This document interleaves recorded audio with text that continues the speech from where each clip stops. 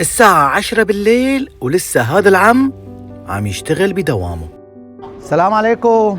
هون في محل عامل سندويشتين شاورما ب20,000، فبصراحة أنا بدي أستفيد من العرض، بس ما في حدا تاني ياكل لي بالسندويشات الثانية، فلتعالي وحدة إلي وحدة إله، بتشاركني فيها؟ بعد إذنك، الله يعطيك العافية. متأخر بس على دوامك، ليش كنا الآن؟ والله دوامني ل 11 بالليل. صحتين هلا.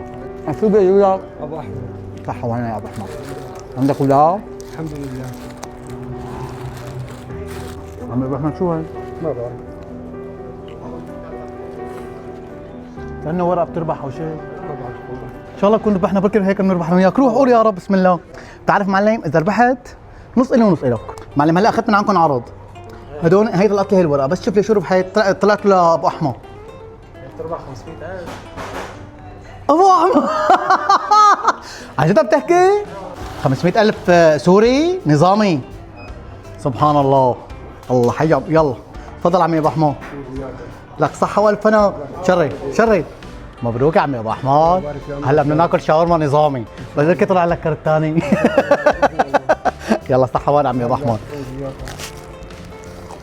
لك ويلي صار عوافي. لك على عيني.